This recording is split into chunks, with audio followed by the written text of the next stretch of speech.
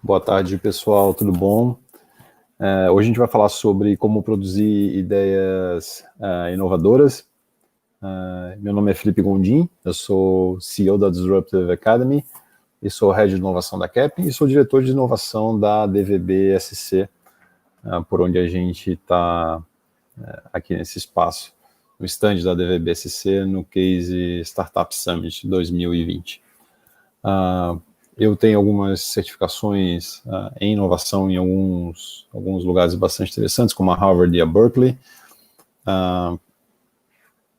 em estratégias disruptivas, em organizações inovadoras, em modelos de negócio corporativo inovadores também. Através desse QR Code que vocês estão vendo na tela, vocês podem acessar o meu LinkedIn, fiquem à vontade para a gente se conectar e continuar trocando informações no futuro, tá ok?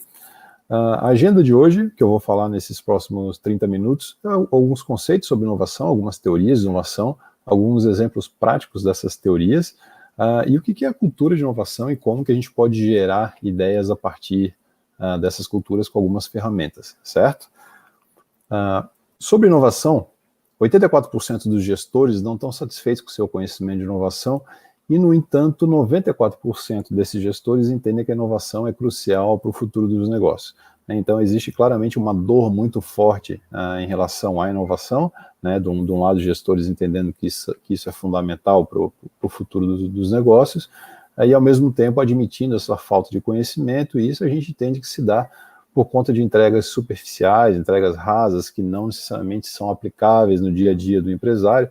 E tanto a DVB quanto a Disruptive Academy, através desse painel, a gente busca vencer um pouco desse desafio, entregando algum conteúdo e algumas ferramentas práticas até o final dessa conversa, para que a gente ajude os empresários aí, no final do dia, a inovarem um pouco melhor. Esse senhor é um senhor que desenvolveu a teoria da disrupção, né, entre outras, e desenvolveu também a teoria do job to be done. Tive o prazer de estudar com ele na Harvard Business School, e ele diz que quando a gente entende o trabalho que a gente precisa fazer, a inovação se torna um processo mais ou menos previsível, certo? Quando eu preciso fazer alguma coisa, e eu tenho isso muito claro, todo o processo, a partir daí, se torna para melhorar e fazer isso de forma mais eficiente, de forma mais barata, para atingir um maior número de pessoas, né? Mas a inovação se torna alguma coisa um pouco mais previsível quando a gente consegue olhar para o trabalho que está sendo feito de forma clara e eficiente, que é um dos maiores problemas da inovação, a gente conseguir realmente formatar esse problema, certo? Essa teoria do trabalho a ser feito consiste muito na observação, né? Até porque não adianta perguntar para as pessoas o que elas querem, né? Elas vão responder baseado no que elas têm de referência, certo? Não adianta eu esperar que a pessoa vai te dizer alguma coisa que não existe ainda, porque isso não faz parte do repertório dela. O Henry Ford já dizia que se tivesse perguntado às pessoas o que elas queriam, elas teriam dito cavalos mais rápidos, porque não existia ainda o conceito de carro, né, na cabeça das pessoas. Como é que eu vou responder uma coisa que eu não tenho nem a menor ideia? Então, eu tenho já um conceito na minha cabeça e eu preciso melhorar aquilo que já existe, mas cabe ao inovador ou quem está executando uma tarefa e está com um olhar um pouco mais treinado para conseguir olhar outras opções que também podem cumprir aquele papel, resolver aquele serviço de uma outra forma, certo? Existe um case clássico do milkshake, onde aquele senhor ali da Harvard Business School, Clay Christensen, foi contratado para melhorar a experiência dos consumidores com o milkshake do McDonald's.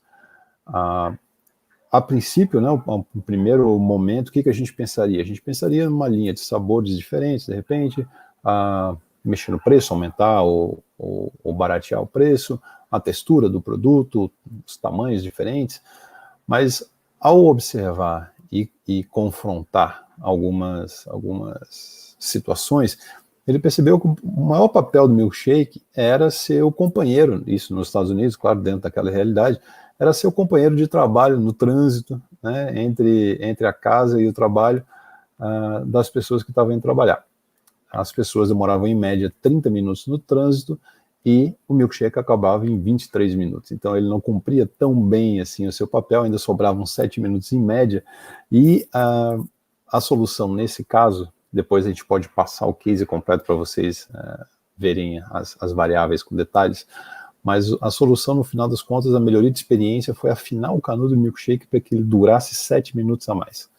Ou seja, cumprindo com fidelidade todo aquele trajeto onde as pessoas estavam indo para o trabalho e se sentiam confortadas ali, acompanhadas de um milkshake.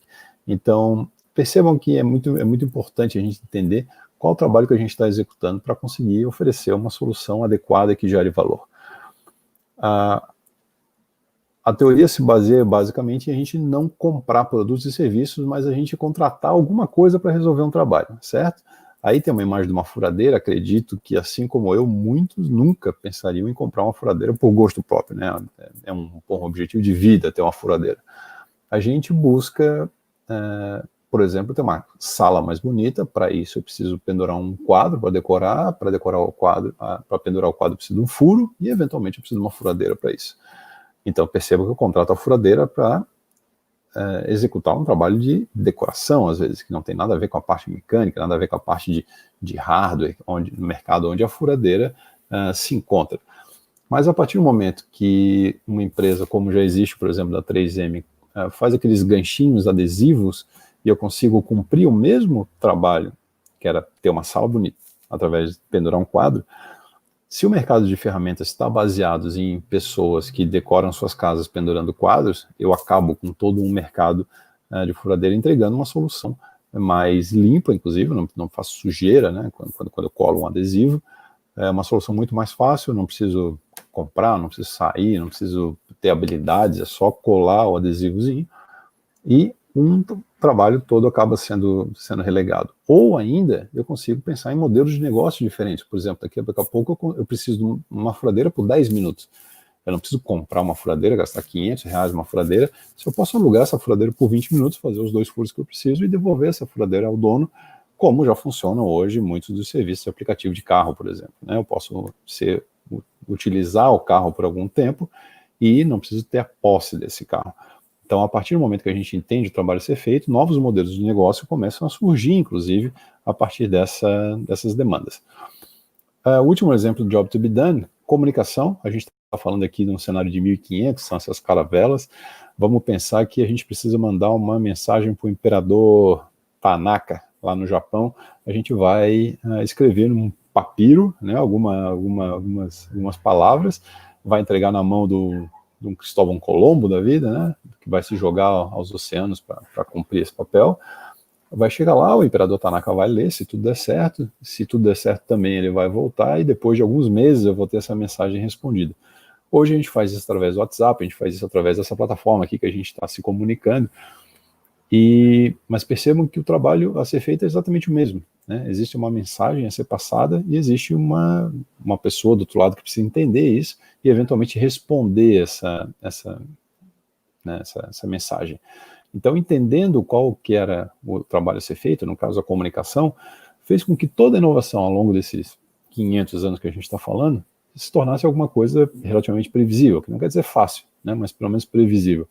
A partir daí foram cabos submarinos, a partir de satélite, internet, enfim, tudo, fibra ótica, tudo que a gente tem até hoje de evolução serviu para que a gente se comunicasse de forma mais eficiente, mais rápida, melhor, atingisse um número maior de pessoas, mas o job to be done é exatamente o mesmo. A gente emitiu uma mensagem e a gente obteve uma resposta de volta da forma mais satisfatória possível, certo? Então esse é um exemplo do job to be done.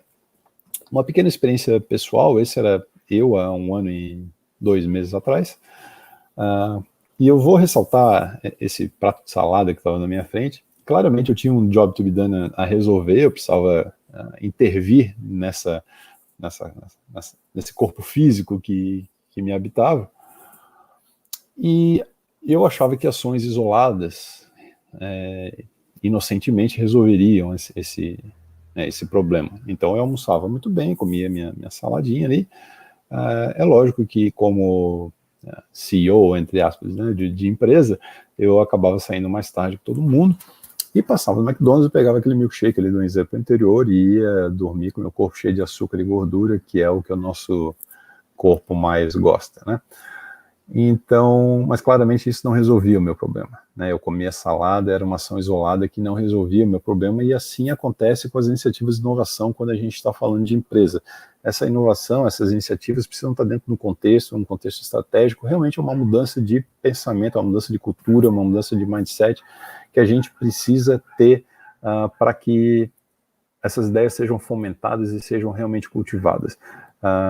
Como também em alguns processos eu precisei de uma intervenção um pouco mais drástica, né, para começar, para ter essa mudança de percepção em relação ao que estava acontecendo. Esse sou eu, um ano e tanto depois, já com algum resultado perceptível, né, mas hoje toda a minha alimentação, todo o meu estilo de vida, tudo isso mudou. Precisou de uma intervenção relativamente invasiva, mas como na inovação, é preciso consistência e é preciso que isso seja feito de forma realmente obedecendo a padrões, obedecendo a processos, certo? Então, resultados diferentes necessitam de mudança de mindset. Isso não é novidade para ninguém, especialmente para vocês que estão assistindo a gente. Já é uma coisa bem batida, mas que não custa lembrar. Então, o que é inovação? Inovação são novos ou melhores produtos, novos ou melhores processos. Basicamente, é uma invenção que gera nota fiscal, certo? Uma invenção é alguma coisa que não tem o compromisso de ir para o mercado, de dar dinheiro, é simplesmente uma ideia que foi colocada em prática, não tem maiores compromissos com a sustentabilidade financeira, ou qualquer outra que seja, mas a inovação sim. Então a inovação é algo novo ou melhor que gera valor. E aqui é muito importante pensar que a gente está no universo de startup, esse aqui é o maior evento de empreendedorismo da América Latina, tem muitas soluções geniais de tecnologia, mas inovação, pelo menos para a gente, não tem a ver com tecnologia. Inovação é qualquer coisa que você pode melhorar dentro do seu dia a dia de trabalho, que vá gerar algum tipo de benefício, seja ele financeiro, seja ele de tempo, seja ele no processo, seja ele motivacional, né? E qualquer funcionário, qualquer colaborador, qualquer pessoa que está na operação é um potencial inovador, porque essa pessoa sabe como ninguém fazer a sua tarefa, né? E essa pessoa, com um olhar para a tarefa, consegue pensar em formas melhores ou diferentes de fazer aquele mesmo trabalho. Então, se eu faço alguma coisa em 10 minutos, eu melhorando o processo, eu faço em 9, eu consigo entender que isso é uma inovação, porque gerou um benefício financeiro muitas vezes. Aqui é uma provocação dentro desses nossos hubs de inovação, dentro dos nossos ambientes de startup, né? Muitas das empresas acabam investindo bastante em design de interior como se fosse inovação, né? Esses são espaços bastante bonitos, a gente fica feliz de estar trabalhando num lugar descolado, faz bem para o nosso feed do Instagram, postar que a gente está trabalhando num lugar interessante, mas isso em si não é inovação, né? A inovação é estar num lugar desse, mas um lugar desse que te ofereça condições de mostrar quem você é, que gere pertencimento, que respeite as suas ideias, que tenha um processo muito claro. A inovação, no final das contas, é sangue, suor e lágrima, como qualquer outra área da empresa, né? Então, esses ambientes são muito interessantes para a gente compartilhar, para a gente conviver, para a gente ficar um pouco mais solto, talvez, mas o empoderamento que a gente dá para as pessoas serem quem elas são e darem as ideias que elas precisam dar para a gente inovar é o que realmente faz a diferença. Então, essa fica só uma provocação em relação aos ambientes criativos, que são muito bacanas, mas não é isso que faz a empresa inovar. Tem muitos lugares bastante inovadores que não parecem nada com isso, parecem uma repartição pública. Você pode tomar as próprias universidades americanas como exemplo, mas é onde as grandes ideias são respeitadas, incentivadas, e o foco é no problema, na resolução do problema, e não exatamente na cor da parede, certo? Esse é o modelo Canvas de modelo de negócio. Se alguém não conhece ainda, sugiro que dê uma olhada. Alex Osterwalder, a pessoa que criou isso é basicamente o seu negócio numa folha A4. São 9 campos que registram quais são meus parceiros, quais são meus recursos, minhas atividades, meus custos, etc. Mas dos 9, a gente entende que 3 daí são primários, e os outros 6, talvez, secundários. Mas a gente trata 3 de uma forma mais prioritária. Primeiro é entender quem é o nosso cliente, certo? É entender se o nosso mercado é um mercado de massa, se ele é um mercado de nicho, Que tipo de pessoas? E aí vamos esquecer um pouco de classe AB, homens de 20 a 40 anos. Eu tenho certeza que dentro dessa segmentação, homens, classe AB de 20 a 40 anos, você conhece pessoas diametralmente diferentes, opostas, de fato opostas. Então, a gente pensar em uma segmentação demográfica apenas, ou por classe social, não é o suficiente. A gente realmente tem que conhecer quem são as pessoas, qual é o hábito dessa pessoa, o que ela lê, o que ela veste, para entender o que gera valor para essa pessoa, que é o segundo quadro. Né? Entender se essa pessoa quer customização, se ela quer performance, se ela quer preço, se ela quer acessibilidade, usabilidade, enfim, o que gera valor para essa pessoa, certo? E por último, eu entendendo quem é meu cliente, o que gera valor para esse cliente, eu entendo como ganhar dinheiro com isso, como cobrar, como que eu posso me relacionar financeiramente com isso. E aí começam a surgir situações, por exemplo, assinatura de pneu, né? Poucas coisas na vida é mais desagradável que trocar pneu, né?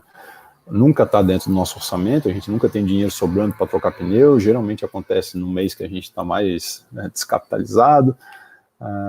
Então as empresas de pneu já começam a pensar numa assinatura de pneu. Você paga por mês e você tem direito a X pneus de tanto em quanto tempo, tem ali um segurinho também, caso você caia em algum buraco. Então você entra na loja de pneu, troca os pneus e sai sem gastar um centavo, porque você já está com aquilo ali dentro do seu orçamento. Então a gente tira o ponto de atrito, e daí começa a entregar outros benefícios além disso, né? Como cuidar melhor do seu pneu, lembrete de fazer rodízio, você já calibrou o seu pneu, né? Então tem outros benefícios que atrelados a isso geram economia de combustível, geram segurança, etc e tal. Mas por quê? Conhecendo meu cliente, entendendo que ele não gosta, que ele tem aquele ponto de atrito, então eu tento tirar isso e entregar valor para ele, e cobrando, né, um sistema diferente. Então esses três, para a gente, são os três primários dentro do modelo de negócio. Sobre transformação digital também é um tema bastante conhecido, que envolve culturas, processos, né, cultura e pessoas, processos e tecnologia, e, né, análise de segurança de dados e a tecnologia em si, esses três pilares. Mas a gente falando aqui como produzir ideias de inovação, a gente vai falar bastante sobre cultura e sobre pessoas, certo?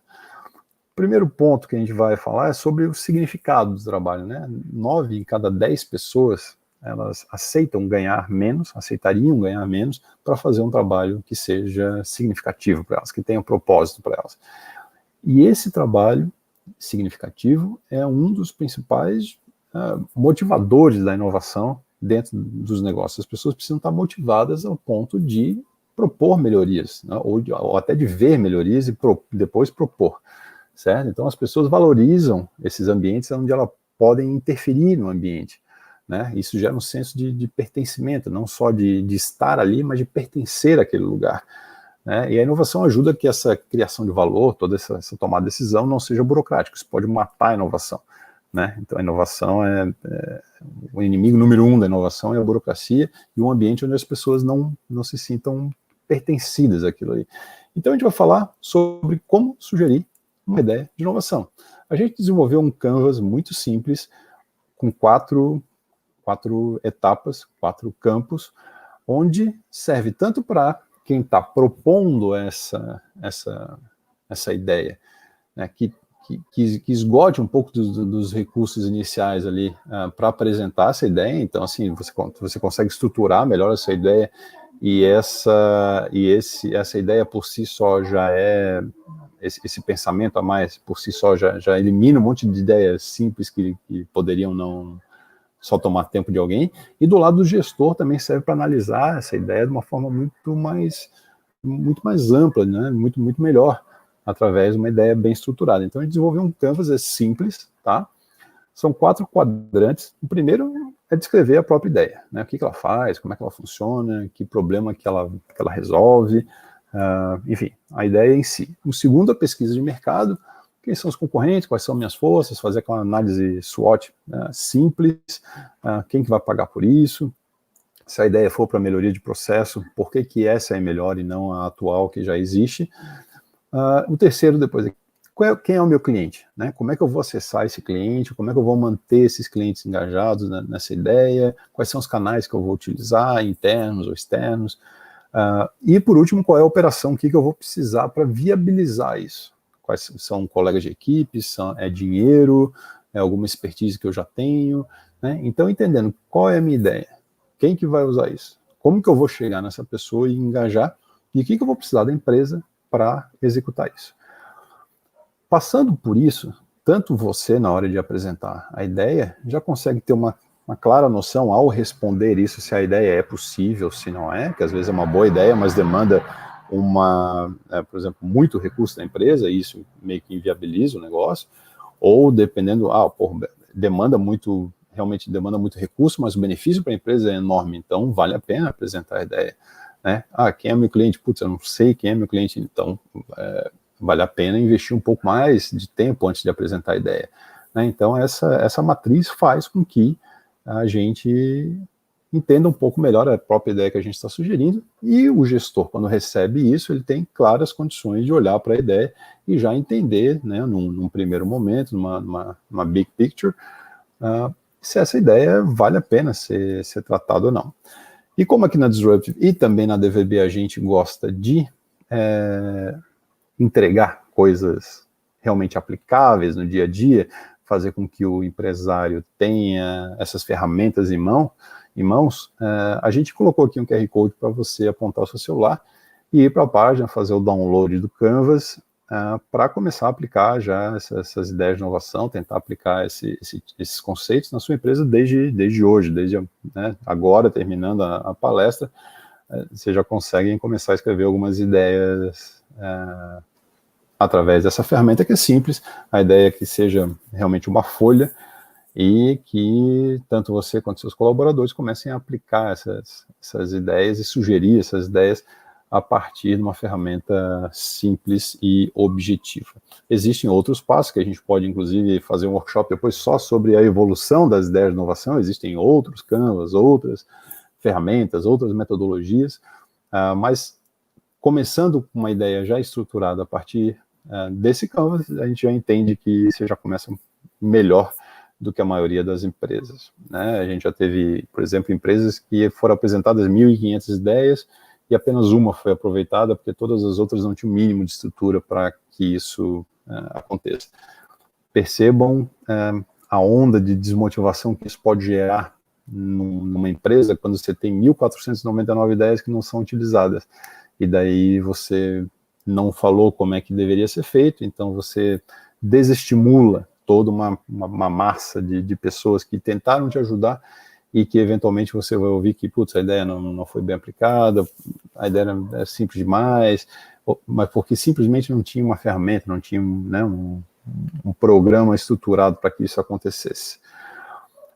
Essas ideias, quando são bem estimuladas e bem apresentadas, começam a gerar frutos, esses frutos começam a ser repetidos, a validados, isso gera uma cultura, e essa cultura, tal da cultura da inovação, começa a acontecer sem que a gente faça muito esforço, simplesmente acontece, as pessoas simplesmente sabem como apresentar, elas se sentem à vontade para que isso aconteça, e isso faz com que a empresa comece a inovar o tempo todo, né? Empresas grandes, empresas inovadoras, incentivam esse tipo de comportamento dos seus funcionários, dão tempo e dão recursos, né, investimento financeiro mesmo para que isso aconteça, e é isso que faz as líderes de mercado serem as líderes de mercados, porque começam a ver o futuro. E duas reflexões, exatamente nesse ponto: seja ou estimule quem vai criar o que vai matar a sua própria empresa. Alguém vai fazer isso por você, alguém vai ter essa grata tarefa de criar o que vai matar a sua empresa, né? Pode ser você mesmo, se você tiver com o olhar treinado para isso, né? Seja um algoritmo que vai acabar com o mercado de escritório de advocacia, por exemplo, ou com imobiliárias, ou com a medicina, enfim, alguma coisa vai criar e vai matar o mercado como ele é visto hoje, né? O status quo. Alguém vai mudar isso. Então você pode ser essa pessoa, ou você pode fazer parte disso, estimulando, se relacionando com um ambiente de startups, como é o que a gente está vivendo aqui no evento agora. E, por último, se a sua empresa morresse amanhã, que falta ela faria para o mundo, né? qual é o seu propósito? O que eu encontro na sua empresa que eu não encontro em nenhum outro lugar? O que eu só consigo tendo o seu produto na minha mão, né? É muito difícil alguém comprar um iPhone por causa dos números de pixels da câmera, processador, enfim, tudo isso é secundário. A gente, quem compra não só o status, mas o pensar diferente, né? A entrega, a pessoa se sente diferente. E isso nenhuma outra, pelo menos não entre os celulares, tem como essa marca tem. Então esse é a falta que faria para o mundo, certo? Então procure isso dentro da sua empresa. Esse é um dos sócios da Disruptive Academy, o Alessio, e ele fala que independente da tecnologia que a gente esteja desenvolvendo, do produto que a gente esteja criando, para a gente não esquecer de sentimentos, certo? É claro que a gente está num momento de pandemia, de distanciamento social, mas do outro lado dessa tela existem pessoas, né? A gente precisa entender de pessoas para entender de negócio. O nosso cliente é uma pessoa, o nosso fornecedor é uma pessoa, nós somos pessoas, quem está pagando a conta é uma pessoa. Então a gente precisa entender de pessoas para a gente entender de negócio antes de qualquer coisa, certo? Então esse foi a conversa de hoje, como a gente ter um olhar um pouco mais treinado sobre inovação, como aplicar uma ideia de inovação, como produzir essas ideias, e entendendo que principalmente a gente precisa entender quem é o nosso cliente, o que gera valor para ele, para daí a gente entender como ganhar dinheiro com isso. Se a gente não entregar alguma coisa ajustada com a necessidade desse cliente, vai ser muito difícil que esse cliente pague alguma coisa para a gente e que a gente tenha sucesso. A partir do momento que a gente tem uma ideia para que atinja o maior número de pessoas, a chance de ter sucesso é bem maior. Então, agradeço para quem ficou aqui até o final. De novo, o QR Code para o meu LinkedIn. Fiquem à vontade para compartilhar, para a gente trocar figurinhas. E algumas referências que eu passei aqui também, vou ficar muito feliz de compartilhar livros, compartilhar podcasts, tudo sobre inovação, para quem se interessar. E obrigado à presidente Ângela pelo convite, pela ADVB pela oportunidade. E é isso aí. Obrigado, até a próxima.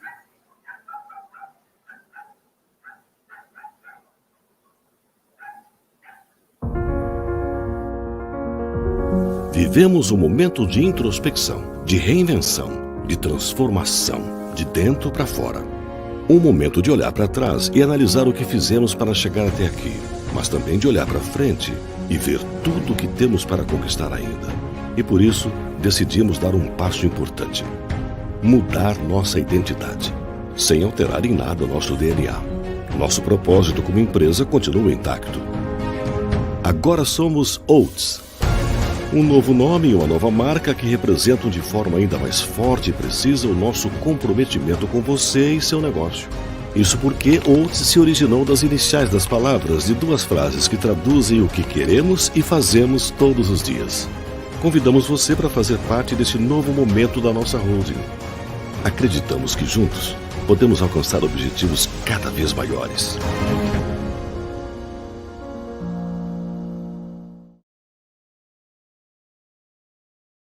Bem-vindos a Florianópolis, cidade que se destaca como polo de inovação no Brasil e no mundo.